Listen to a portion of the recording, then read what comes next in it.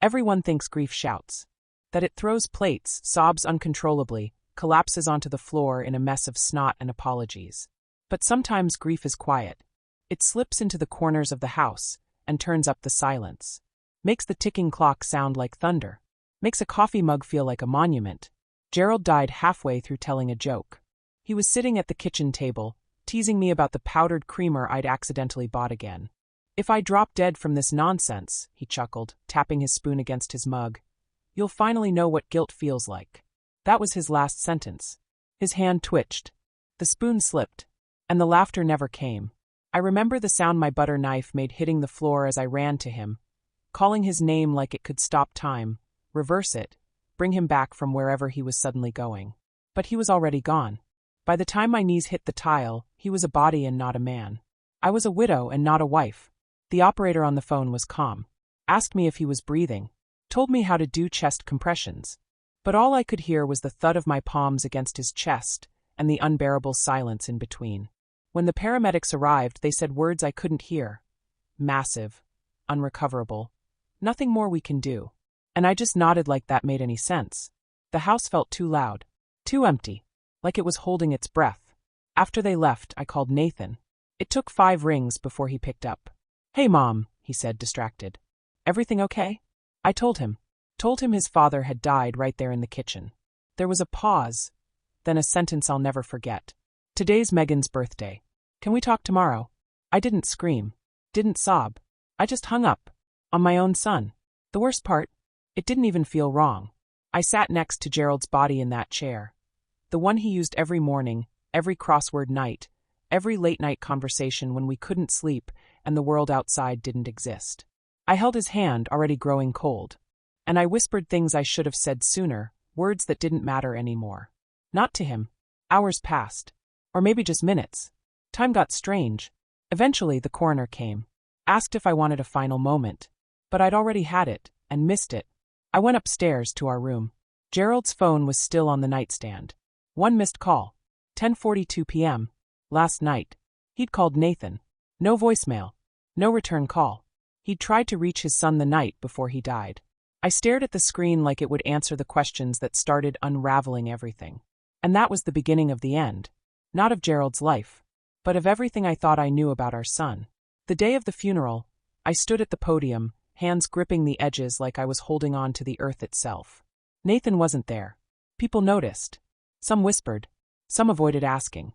Some, like Gerald's old friend Frank, leaned in and whispered, "I thought your boy would be front and center today." I nodded like it didn't feel like a knife. The night before, I'd called to confirm the service time. Megan answered. Said they had a weekend getaway planned. Said cancellation fees were high. Said it was her birthday and she needed emotional balance. I said nothing. Didn't beg. Didn't scream. Just hung up again.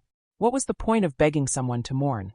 Especially someone who'd once built Lego castles with his father. Especially someone who, just the night before, had ignored a call from a man who never called unless it mattered. After the service, while strangers offered condolences and coffee, Gerald's co-worker Brian pulled me aside. Said Gerald had mentioned something odd a few weeks back. Financial stress. Helping Nathan out. Said Gerald seemed burdened. I felt something shift inside me. Not anger. Not grief. Something colder. I didn't cry that night. Instead, I poured a glass of wine and opened Instagram. And there it was. A photo Megan had posted during the funeral. She was smiling, mimosa in hand, captioned, "Best birthday ever." It felt like a punch. Like they were dancing on the grave of the man who'd paid their mortgage. That night, I didn't sleep. I got out of bed and opened Gerald's drawer. Pulled out every file, receipt, statement, anything that could explain what Brian had said. And that's when I remembered the filing cabinet. The one Gerald always locked. The spare key was taped behind our wedding photo. Like a secret love letter. Or a warning. Inside was everything. Tax records. Insurance files. And one slim blue folder. Labeled, Nathan Transfers. The pages inside read like betrayal in monthly installments. $2,000 here. $3,500 there. And then $12,000 labeled Megan Medical, urgent. 15 transfers in 18 months. No conversations. No warnings. No questions. I kept turning pages, hoping for a reason. A note. Something. And there it was. A letter. Handwritten. On yellow legal pad paper. addressed to Nathan. This is the second time you've told your mother one thing and done another. I've kept quiet because I wanted to believe you. But if you lie again about Megan's expenses, or if this money isn't going where you say it is, I'll cut you off completely. I love you, but I won't let you take advantage of your mother's trust. It was dated 2 weeks before Gerald died. He never sent it. I sat there holding that letter, shaking. Because suddenly, the grief wasn't just about death. It was about deception. And I realized I hadn't just lost my husband. I'd lost the son we raised together. Cliffhanger ending for part 1. 5 days after the funeral, Nathan showed up on my doorstep. Unannounced. Megan sat in the car, engine running. I opened the door and looked into my son's eyes. And I didn't feel relief. I felt war. He stood on the porch like a delivery man with a package too heavy to carry inside. Hands in his coat pockets. Shoulders slumped just enough to look humble. But his eyes weren't sad. They were calculating. Behind him, Megan waited in the idling car like a general keeping the engine warm in case of retreat. She didn't look up once. "Nathan," I said, stepping aside. "No welcome. No hug. Just an open door." He walked in slowly, the air between us thick with something that felt like smoke from a fire that hadn't finished burning. Gerald's chair was still where he'd left it. The mug from that morning still on the table.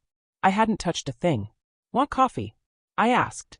Not out of kindness, just muscle memory. He declined, sat down, rubbed his hands together. "She thinks I should have come sooner," he said.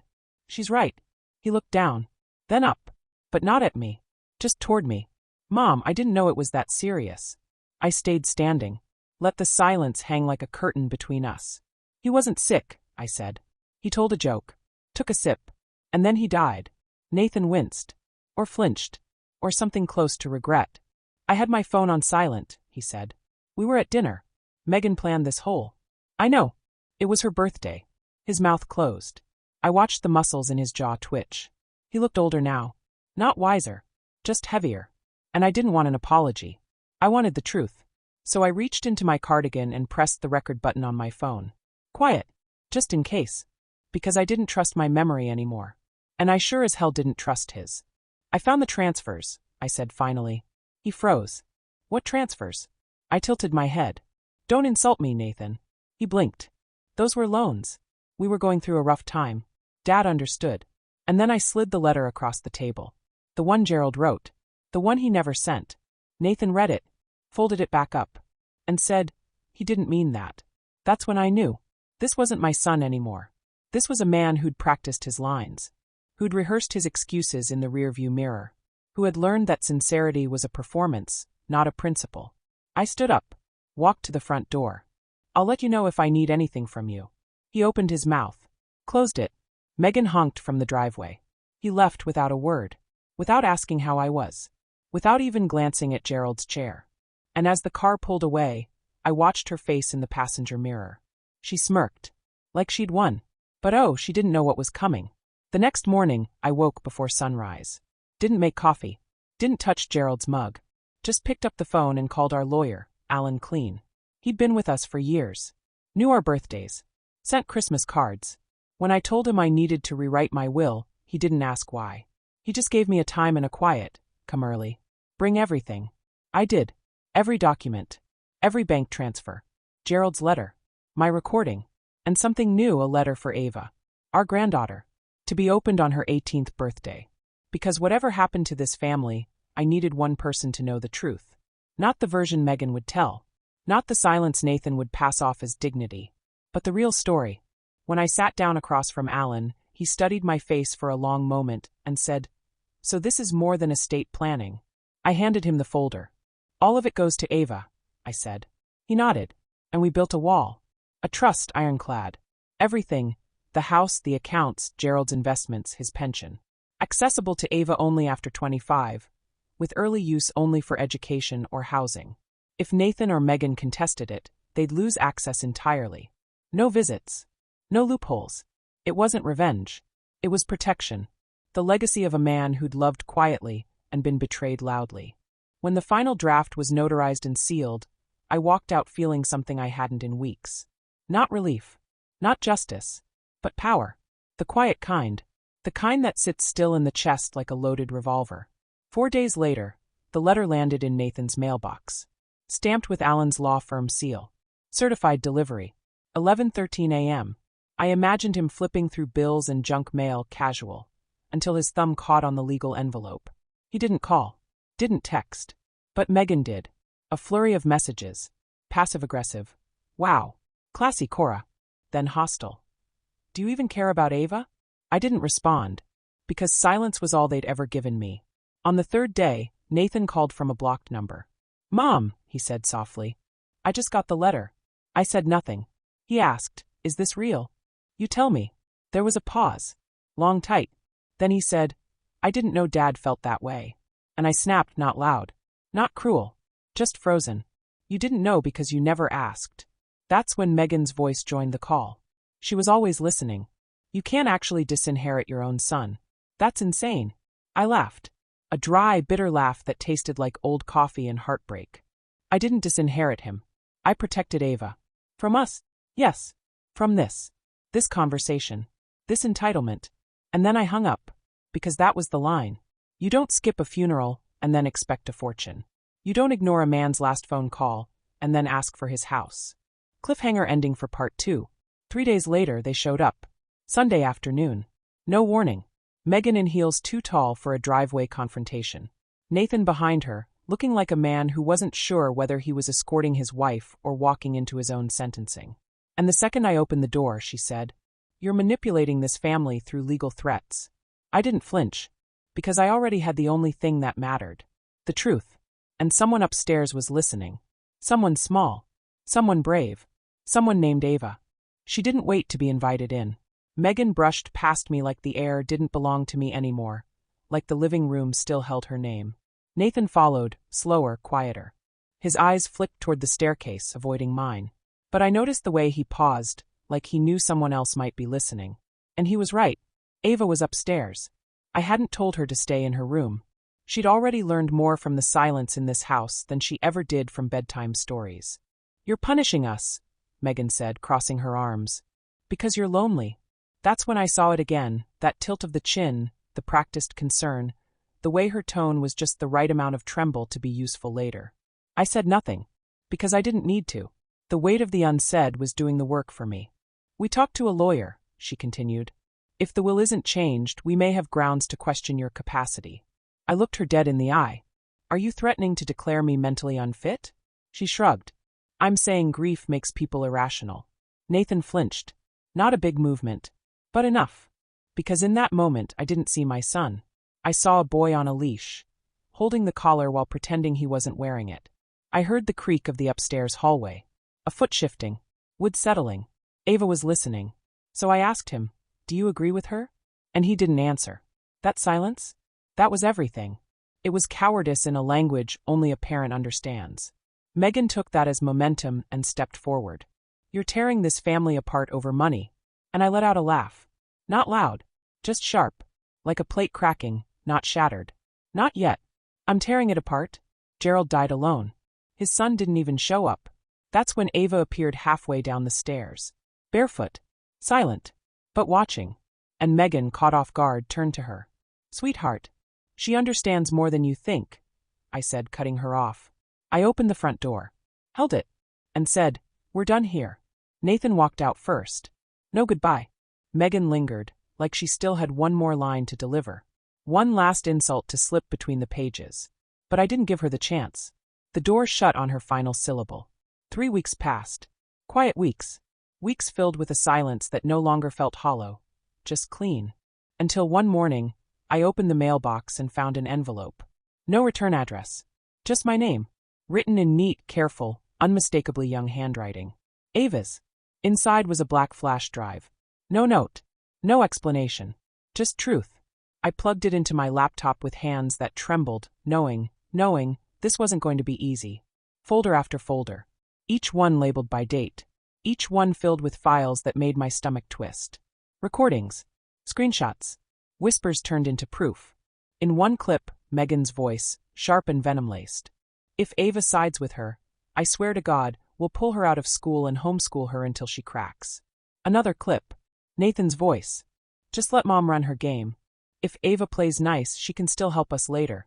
But the worst came in a shaky video. From behind a bedroom door. Megan whispering into the phone. If we push just a little harder, she'll crack. We'll say she's confused. Maybe get the lawyer to question her state of mind. The video cut off. But the damage didn't. Buried beneath the files was a simple text document. Just a few lines. Grandma, I didn't know who else to tell. I hear things when they think I'm asleep. I believe you. I'm saving this in case you ever need help. Ava. I sat frozen for hours. Not just because of the betrayal, but because this child, my granddaughter, had become the guardian. She'd done what none of us had the strength to do. She'd seen, heard, remembered, recorded, and chosen to act. I made 2 copies of the drive. One went straight to Alan's office. The other locked away in my safe. Then I wrote a second letter to Ava. To be opened only if something ever happened to me. Because I needed her to know, not just that I trusted her, but that I believed in her. That night I didn't cry. Didn't rage. Just sat in Gerald's chair, holding the flash drive in my hand like it was a time bomb and a lifeline all at once. And I made a vow. To protect not just her inheritance, but her voice. Because in this family, she was the first one brave enough to use it. The mediation was set 2 weeks later. A beige office. Neutral chairs. Polite water bottles. The kind of space that tries to make war feel civilized. Nathan and Megan walked in together. She was dressed like a woman who thought the camera was already rolling. He looked 10 years older than he had the last time I saw him. Alan sat beside me. The flash drive. The transfers. Gerald's unsent letter. The transcript of Nathan's visit. All stacked in front of us like a quiet sword. The mediator began with pleasantries. Megan launched into her monologue. Polished. Sympathetic. A perfect balance of victim and heroine. She painted me as vengeful. Confused. Suggested I was unraveling in grief. While Nathan sat beside her shrinking. Waiting to disappear. When it was my turn, I didn't say much. Just slid the folder forward. This is why. The mediator flipped through the documents. Quiet. Focused. Until she reached the flash drive. The label. Evidence. She paused. Looked at Megan. Were you aware your daughter recorded conversations about manipulating a legal trust? Megan paled. She's 12. She doesn't understand. But it was too late. The words were out. The proof existed. And the room shifted. The air cracked. The spell broke. The mediator turned to Nathan. Would you like to comment? He shook his head. Didn't even look at me. I said quietly, she tried to warn you. That's when Megan snapped. Slapped her hand on the table. This is because you couldn't handle your husband dying. You're punishing us because you're lonely. The mediator calmly asked her to step outside. She stormed out, heels echoing like a gavel down the hallway. Cliffhanger ending for part 3. Nathan stayed behind. And for the first time since the funeral, he looked at me. Really looked at me. I didn't know it had gotten that bad, he whispered. You didn't want to know. He nodded. I just wanted peace. You don't get peace from silence, I said. You get it from standing up when it matters. And he finally understood. That he never had. Ava turned 18 on a Friday. It was a gray, soft-lit day. The kind where the clouds hang low like the sky is holding its breath. I half expected it to pass without fanfare, quietly like all our holidays had become. But just after noon, there was a knock at the door. She stood there with her backpack slung over one shoulder, rain misted in her hair, and that steady look in her eyes that always reminded me of Gerald when he was about to make a hard decision. Without a word, she stepped inside and handed me the envelope I had written 5 years ago. Still sealed. Still untouched. I want to read it with you, she said. We sat down on the sofa, Gerald's chair watching from across the room like a memory that hadn't faded. Ava unfolded the 6 pages slowly, the way a person opens something sacred. And she read. Her lips moved soundlessly. Her hands trembled just once. Tears welled, but she didn't cry. She just looked up at me and whispered, Is all of this still true? Every word, I said. She reached out and hugged me with the kind of weight that breaks something open, grief, anger, relief, all wrapped in one long-held breath. Thank you, she said, for telling me the truth when no one else would. Later, after we'd had tea and sat in a long silence filled with the comfort of presence, she pulled out her phone. There's something I want you to see. It was a short video. Her standing in a courtroom. A judge asked her to state her reason for the petition. Ava spoke clearly. I'd like to change my middle name to Coraline. After my grandmother. My hand covered my mouth. I couldn't stop the tears this time. I didn't try. She had taken my name, not out of duty, not out of defiance, but out of choice. She had chosen me. The next day was her graduation. No cap and gown could hide how much she'd grown, how much she'd seen. When her name echoed through the auditorium, Ava Coraline Whitfield. She walked across that stage like she was reclaiming something generations deep. I saw Gerald in her then. Not just in the way she moved, but in the clarity. The resolve. Nathan was there too. Back row. Alone. His eyes swollen. Suit wrinkled. He clapped, but not with joy. He didn't come up to her. Didn't come to me. Not because he couldn't, but because, I think, he finally understood. This wasn't about money anymore. It never really had been. It was about legacy. About loss. About the moment a child chooses who raised them. Not with money, but with truth. After the ceremony, she ran to me first. Still in her robe, clutching her diploma like a lifeline.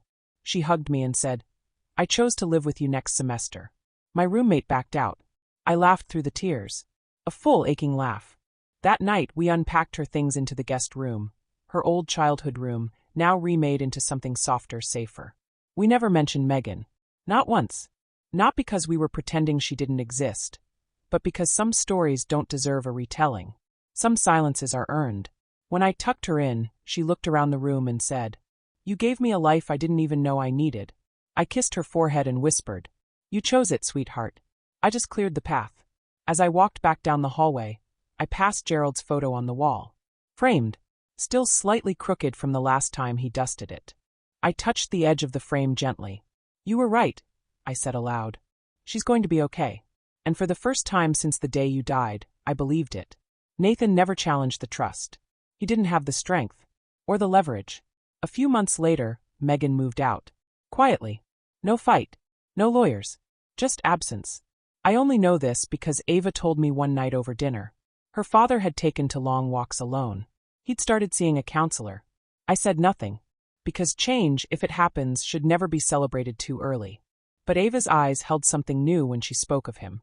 A gentleness. Not forgiveness, but space. And that was enough. One afternoon, almost a year later, I received a card in the mail. No return address. Inside, a single photograph. Gerald, holding infant Ava in his lap. It was one I hadn't seen before, probably taken by Nathan, back when smiles weren't currency. On the back, a single line written in handwriting I hadn't seen in years. "I never thanked you for saving both of us." There was no name. Just that. And that was all I needed. We age in small ways. In the creak of a door frame, the way your knees pop when you sit, how you forget what silence used to sound like before it became your closest companion. But on quiet mornings, I sit on the porch with a cup of Gerald's favorite tea and listen to Ava's music upstairs, muffled and free. And I think, maybe we don't survive grief. Maybe we just learn to walk with it, like a shadow we stop trying to outrun. Ava is in her second year of college now. She's studying law. Says she wants to help people who don't know their rights until someone takes them away. She writes papers about power, trust, and how the people closest to us often write the rules we never agreed to follow. Sometimes I see Gerald in her laugh. Sometimes I hear myself in her fury. But most of all, I see a girl who stood between two worlds and chose truth. She still keeps the flash drive, not because she needs it anymore, but because it reminds her, memory isn't proof. Action is. Last week, she asked if I'd write her a new letter. For when she turns 30, I asked what she wanted it to say. She smiled and said, "Whatever you want. Just make sure it tells the truth." And so I will. Because now, finally, we are a family again. Not perfect, but honest. And that's more than most ever get.